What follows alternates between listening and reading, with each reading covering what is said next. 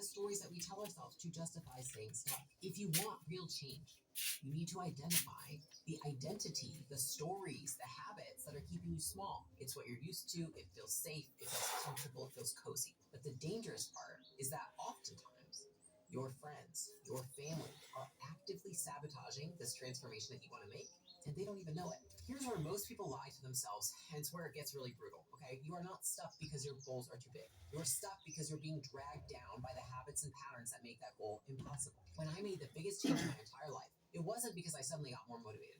It's because I got really freaking honest about what my goals were and where I was at that point in time. And it looked bad. And I'm going to be really honest with you guys. Like, I have no shame in saying this. I cared way more about looking like I was somebody who had their shit together than actually having my shit together. So when I had to change, I had to admit myself that I wanted to be successful more than I wanted to stay comfortable, that I wanted to build something meaningful more than I wanted to avoid the risk of failing publicly. And so you need to realize that you have to care more about becoming the person that you want to be than protecting the person that you have been.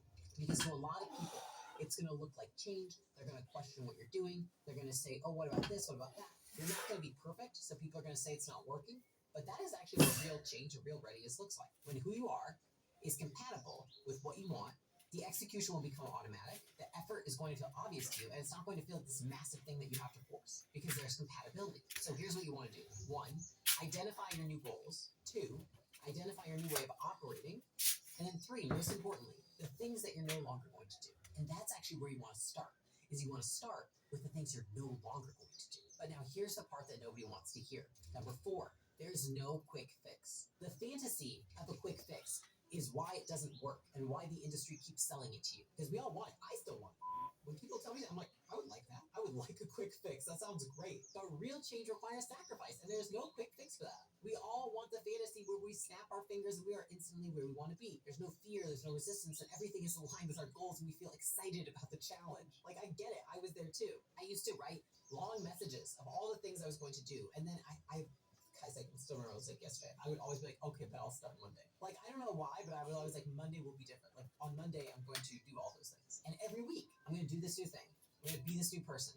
And I would add more into my plate of all the things I was going to do, but I never did less of things that made it hard. And then by Wednesday, I was back to the same shit I was doing on Sunday. It's like Monday and Tuesday would be like pretty good. And then by Wednesday, I was like, oh, like, this is kind of hard. I don't really know if I want to do this anymore. The truth is, that's going to make a lot of people feel uncomfortable. It's like real change. I mean, I'm going to say it takes 18, 24 months minimum. This is not 30 days. This is not 60 days. This is not like a stint on Love Island. First 6 months, you're fighting your old patterns. Next 6 months, you're going to be building new ones. And then in the second year, it starts to feel automatic.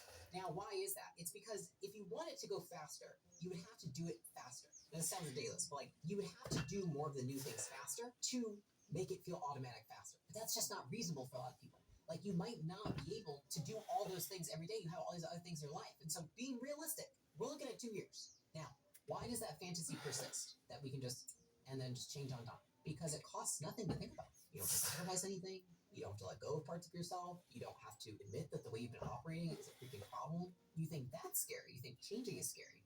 What's terrifying is being the same person in 5 years that you are right now. So ask yourself this. Are you still subscribing to the quick fix fantasy? Because if you are, you let that go. Now, this next part will separate you from everybody else watching this video. The readiness checklist. Okay, if you're still watching, you're not just a viewer. You are somebody who's probably ready to do the work. Okay, and that puts you in the top 5%. I've helped hundreds of entrepreneurs make this shift.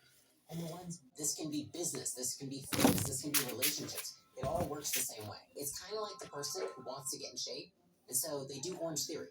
And then 1 month they're like, oh, you know what? Orange Theory didn't work for me. I'm going to go do CrossFit. And then they go do that for 3 months. And they say, oh, you know what? CrossFit didn't work. I have to do yoga.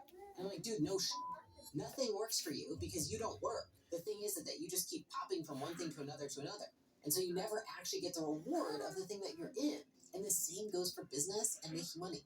And I think that this is probably the most relevant one for me, is that people think they always need to start something new, a new venture, a new side hustle, a new job, rather than fix the one they're in. It's not that you don't have opportunities, that you don't have the skill of seeing the opportunity. And that's because you don't have the skill to get to the next level in the current vehicle. So then you say, I need a new vehicle, right? The reality is that the people that win, the people that actually are able to make a lot of money and build real wealth, they're the people who keep going when it's boring and when it's painful and when it's unclear. and they just say, I have to find a way forward. So if you find yourself hopping from thing to thing to thing, from side hustle to this to that, you're the kind of person who goes on YouTube and you say like 5 jobs that will make me rich. That's the problem. The problem is that you're on YouTube asking how to get rich rather than figuring out how to do it in the current vehicle you're in. Discipline will make you rich. Quitting is what keeps you poor. Having the discipline to say, I can maximize the opportunity I have at hand. I just need to work on my skills. So an example of this is that every business has what I call a valley of death. And most people die there because they pivot too soon, not because they're in the valley of death. Because when you start a business, essentially it's like uninformed optimism, and you're really excited. It's really amazing. It could be a business, it could be a side hustle, this could be a job.